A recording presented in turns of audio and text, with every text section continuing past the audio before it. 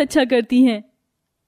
हाँ, क्योंकि मेरी एक दोस्त थी, वो मेकअप करना जानती थी, मैंने उसी से मेकअप करना सीखा है और मुझे बहुत अच्छा मेकअप करना आता है। मुझे तो शौक भी है मेकअप करने का। निशा की ये बात सुन अब शांति सब्जी लेने वाले सभी ग्राहकों को अपनी बहू के मेकअप करने के बारे में बताती है।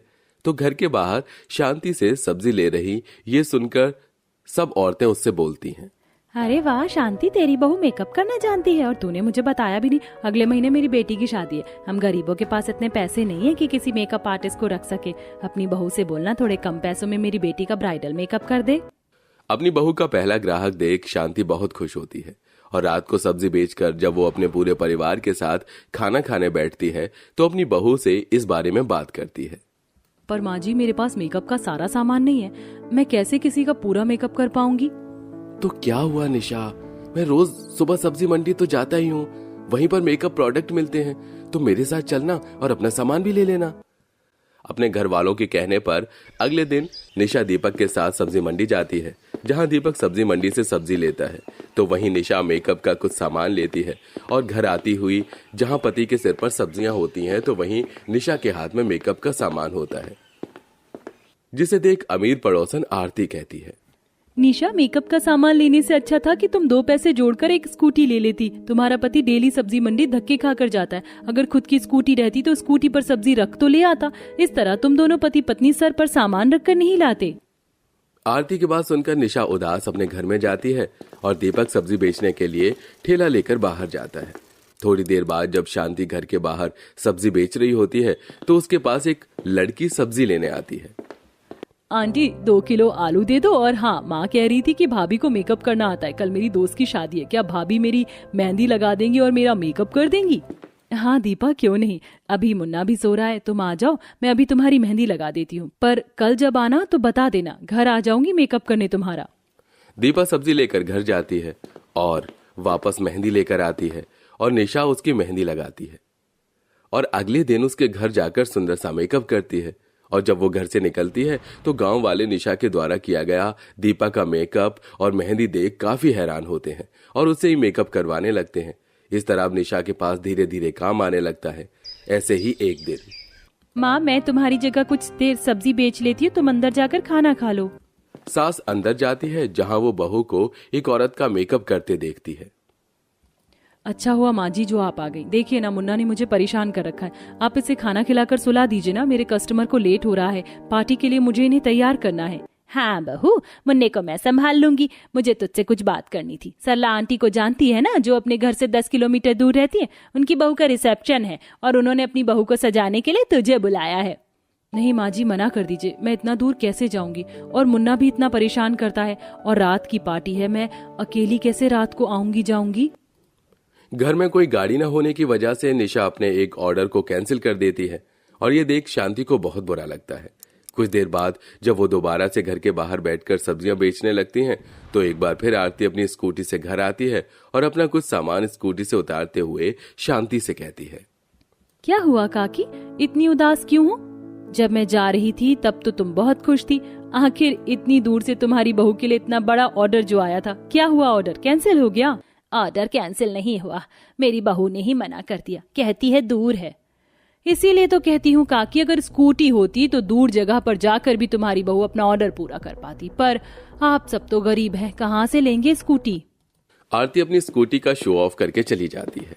अब इसी तरह कुछ दिन बीत जाते हैं और इस बार 5 किलोमीटर दूर एक ब्राइडल मेकअप का ऑर्डर आता है, पर निशा इस बार अपना ऑर्डर हाथ से जाने नहीं देना चाहती थी, इसलिए अपना मेकअप का सामान एक छोटे से बैग में भर देती है और जैसे ही घर से निकलने लगती है मुन्ना उसे परेशान करने लगता है, मुझे माँ के साथ जाना है। भाभी आप जाओ, मैं संभाल लूंगी मुन्ना को, मैं हूं ना। काजल के कहने पर निशा रोते हुए अपने बेटे को छोड़कर अपना मेकअप का सामान लेकर ऑर्डर पूरा करने के लिए जाती है। जहां वो जैसे ही पहुंचती है तो उसकी क्लाइंट कहती है, अरे बहन, तुम काफी लेट हो गई हो और बड़ी थकी लग रही हो, अपनी स्कूटी से नहीं आई क्या? माफ करना, मैं बस से आई हूँ ना, इसलिए लेट हो गई। आप बताइए ब्राइड कहाँ है? हाँ चलो, अंदर कमरे में है।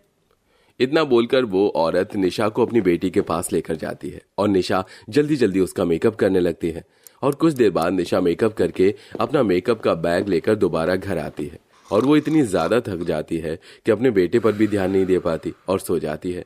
तो वहीं शांति आज अकेली सारी सब्जी घर में रखती है और काजल मुन्ने के साथ साथ सभी को खाना देती है। सब खाते हैं। बस का सफर करने की वजह से बहू कितना थक गई। अब तो मुझे भी लगता है कि घर में एक स्कूटी होनी चाहिए। मैंने तो सोच लिया मैं कुछ पैसे जोड़कर किस्तों पर स्कूटी निकलवाऊंगी। पर माँ, हम गरीब सब्जी बेचकर किश्त के कैसे पैसे भरेंगे? मैंने सोच लिया, और रही किस्त भरने की बात तो मैं अकेले भर लूंगी, तू रहने दे। इतना बोलकर खाना खाकर शांति सो जाती है और अगले दिन एक बार फिर सुबह होते ही अपने बेटे को घर में अकेला छोड़ निशा ब्राइडल मेकअप के लिए बस के धक्के खाते हुए वेन्यू पर जाती है, जहां वो कुछ लेडीज और ब्राइडल का मेकअप करके जब घर आने लगती है तो बस में भीड़ होने की वजह से धक्का मुक्की में उसकी मेकअप किट टूट जाती है और घर जाकर वो काफी ज्यादा परेशान होती है। ये कॉम्पैक्ट और फाउंडेशन बहुत महंगा था। इतनी मुश्किल से पैसे जोड़कर मैंने खरीदा था। मेरा कितना नुकसान हो गया। बहू, अगर तेरे पास आज स्कूटी होती तो बस में धक्के खाने की वजह से तेरा इतना नुकसान ना होता। अपना नुकसान देख निशा उदास होकर सो जाती है और अगली सुबह जब उठती है तो उसकी तबीयत काफी ज्यादा खराब होती है और उससे चला भी नहीं जाता। इसके बाद काजल मदद मांगने के लिए आरती के पास जाती है। भाभी, आपके पास तो स्कूटी है, आप मेरे साथ अपनी स्कूटी पर मेरी भाभी का दवाई दिलवाने ले चलो ना। मैंने ये स्कूटी अपनी जरूरत के लिए ली है, ना कि लोगों की जरूरत पूरा करने के लिए। आरती की ऐसी बात सुनकर काजल उदास घर आती है, जिसके बाद दीपक रिक्शा में बैठकर निशा की दवाई दिलाकर लेकर आता है। अब शांति जल्द से जल्द स्कूटी लेकर आने का फैसला करती है और अपने सारे पैसे जोड़कर किश्तों पर एक स्कूटी निकलवाती है और घर के बाहर नई स्कूटी रखती है जिसमें रिबन लगा होता है। बहू, आज शाम को तुझे मेकअप करने के लिए बस से धक्के खाते नहीं जाने होगा। तू मेरे साथ चल, तेरे लिए एक सरप्राइज है।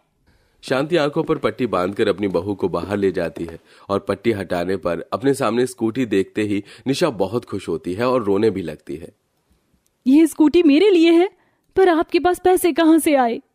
अभी सिर्फ 10,000 देकर किस्तों पर निकलवाइए हमने स्कूटी। अब घर में खुद की स्कूटी है, कुछ दिन में तुम चलाना भी सीख जाओगी और उसके बाद अपनी स्कूटी लेकर जितना दूर हो उतने दूर का मेकअप का ऑर्डर पूरा करने के लिए जाना। स्कूटी देख निशा बहुत खुश होती है और बहुत जल्द ही वो स्कूटी चलाना सीख जाती है। अब वो जब बाहर काम के लिए जाती और मुन्ना उसे परेशान करता तो वो 2 चक्कर मुन्ने को स्कूटी पर बिठाकर घुमा देती और खुद पार्टी में जाती। इसी तरह कुछ दिन बीत जाते हैं और एक दिन जैसे ही निशा स्कूटी पर बैठकर जाने के लिए स्कूटी स्टार्ट करती है, पीछे से शांति आवाज देती है, अरे बहू, तू ये हेलमेट भूल गई, इसे लगा ले, सेफ्टी पहले है। वो माँ जी, मुझे जल्दी पहुंचना है ना, इसलिए भूल गई हेलमेट। लाइए, मैं लेट हो रही हूँ। निशा हेलमेट पहनती है और जल्दी से स्कूटी चलाकर अपने क्लाइंट के घर पहुंचती है और उसे कॉल करके बाहर बुलाती है। मैं अपनी स्कूटी कहाँ लगाऊं? आप यहीं लगा दीजिए, कोई नहीं लेगा। ये गार्ड अंकल बैठे हैं, देख लेंगे। ठीक है फिर। निशा अपनी स्कूटी पार्क करके बाहर जाती है और स्कूटी की चाबी गार्ड को देकर मेकअप बॉक्स लेकर अंदर चली जाती है और 2 घंटे में उसका मेकअप करके टाइम से घर पहुंच जाती है। ऐसे ही एक दिन, निशा, मैं मंडी जा रहा हूं, अगर तुम्हें अपने मेकअप के लिए कोई सामान चाहिए हो तो मुझे बता दो। दीपक जी, आज मुझे कहीं नहीं जाना, आप स्कूटी लेकर चले जाओ। अब हमारी खुद की स्कूटी है, घर में बस के धक्के खाने की क्या जरूरत है। अब दीपक मंडी स्कूटी लेकर जाता है तो वहीं शांति घर के बाहर अपनी बेटी को सब्जी बेचने के लिए बोलती है और खुद अपने बेटे का ठेला लेकर गली गली में जाकर सब्जियां बेचती है। समय यूं ही बीतता है और पूरा परिवार जहां सब्जी बेचकर पैसा जोड़ता है तो वहीं निशा स्कूटी पर जाकर लोगों का मेकअप करने दूर दूर जा पाती है। ऐसे ही एक दिन वो स्कूटी चलाती हुई खुद से बातें करती हुई जा रही थी। स्कूटी आने से कितनी आसानी हो गई है मुझे। इसमें सामान भी आ जाता है और थकान भी नहीं होती। साथ में घंटों का रास्ता मिनटों में तय हो जाता है। आखिर बहन, तुमने भी स्कूटी ले ही ली। टाइम से पहुंची इस बार। पिछली बार तुम भले ही लेट हो गई थी, पर मेकअप अच्छा किया था, इसलिए तुम्हें दोबारा बुलाया है अपनी दूसरी बेटी की शादी में ब्राइडल मेकअप के लिए। चलो जल्दी, अब अंदर बारात आने वाली है। जी, स्कूटी की जरूरत थी तो मेरी सास ने मुझे ये दिलाई है। उन्हें मेरा बहुत ख्याल है। चलिए अब अंदर चलते हैं, नहीं तो लेट हो जाएगा। इस तरह निशा स्कूटी से टाइम से वेन्यू पर पहुंचती है और ब्राइडल मेकअप करके अच्छे पैसे कमाती है और किश्त भरती है। समय यूं ही बीतता है और एक दिन जब स्कूटी लेकर निशा बाहर जा रही होती है तो वो देखती है कि आरती घर के बाहर वाली सीढ़ियों से उतर रही है और उसका पैर फिसल जाता है। अरे मोरी मैया, कोई आओ, मुझे बचाओ। मेरे घर में तो कोई है भी नहीं, मेरी तो स्कूटी भी खराब है, लगता है मेरी कमर टूट गई। अब मैं क्या करूं? अरे कोई बात नहीं आरती बहन, मैं हूं ना, मैं तुम्हें अपनी स्कूटी से डॉक्टर के पास ले चलूंगी। सच में निशा, तुम मुझे अपनी स्कूटी पर डॉक्टर के पास लेकर जाओगी? पर जब तुम्हारी तबीयत खराब थी मैंने तुम्हारी मदद नहीं की, हमेशा अपनी स्कूटी का शो ऑफ किया, और तुम आज मेरी मदद करोगी?